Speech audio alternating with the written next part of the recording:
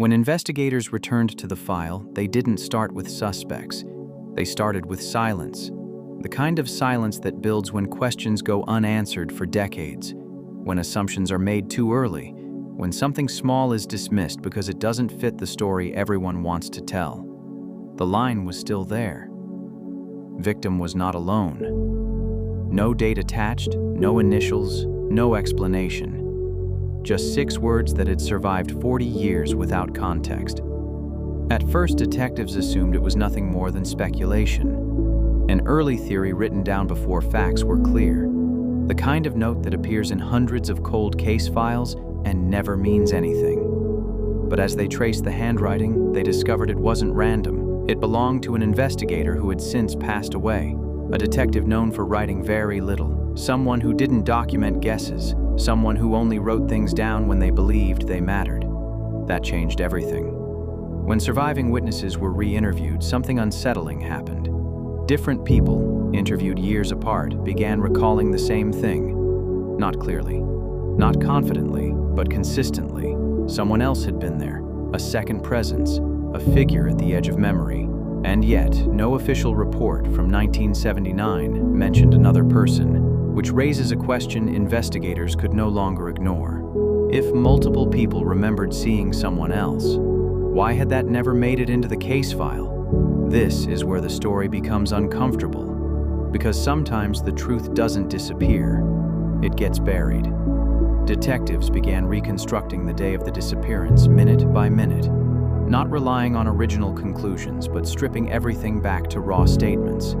They mapped routes again, timelines again. Even weather conditions were rechecked, and slowly a different picture began to emerge. One that didn't center on a single person acting alone. The timeline didn't fully work. There was a gap, a window of time during which the person arrested decades later could not be definitively placed with the victim. Not an alibi strong enough to clear them, but strong enough to raise doubt. That doubt forced investigators to ask a dangerous question. What if the person arrested after 40 years wasn't the only one involved? And worse, what if someone else had walked away untouched? As the investigation widened, detectives began reviewing old phone records, sparse as they were. Landlines, payphones, numbers written down by hand. One number appeared more than once. Not enough to draw attention in 1979, but enough to matter now. It belonged to someone who had been interviewed briefly in the early days, and then never again. No follow-up, no background check, no reason documented for why they were dismissed. That omission was not accidental. At least that's what investigators began to suspect. Because when they searched internal records, they found something else. Pages missing from the original file. Not torn out, not destroyed, just gone. No record of removal, no explanation. Ask yourself this: how does evidence vanish from a police file without anyone noticing? And who benefits when it does? When investigators tracked down surviving officers from the original department, reactions varied.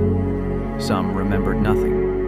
Some refused to talk. One admitted something that sent chills through the room. Back then, pressure existed to resolve cases quickly, not necessarily to solve them, but to contain them, to prevent panic, to avoid drawing attention. If a theory pointed toward a single suspect who had already fled, that theory was convenient. It closed the door. And once a door is closed long enough, people forget what was on the other side. The person now in custody maintained their innocence, not loudly, not dramatically, but consistently. They admitted to leaving town. They admitted to knowing the victim, but denied acting alone, denied planning anything, denied knowing what ultimately happened. Prosecutors believed parts of that story were lies, but not all of it. And that made the case far more complex than anyone expected. Here's where things become deeply unsettling. When financial records were examined, investigators found transactions that didn't match a single person's movements. Expenses incurred in 2 places at nearly the same time. Gas purchases, food receipts, nothing definitive on its own. But together, they suggested coordination. Two people moving in parallel. Two people covering distance. Two people who knew what needed to happen next. One investigator reportedly said, "Off record, this doesn't feel like someone panicking. This feels like someone following a plan." And plans usually involve more than one mind. When prosecutors reviewed whether additional charges could be filed, they hit a wall. Statutes of limitations, lack of living witnesses, missing evidence. The law does not bend easily, even when the truth feels close. And yet, one thing was undeniable. The story everyone believed for 40 years was incomplete. Here's the question that keeps investigators awake at night.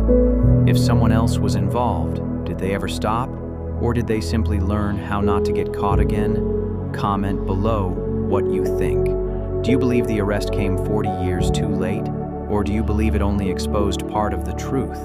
As the case moved toward trial, prosecutors made a choice. They would proceed with what they could prove, not with what they suspected. Justice, they knew, does not always look like the full truth. Sometimes it looks like the only truth, the law.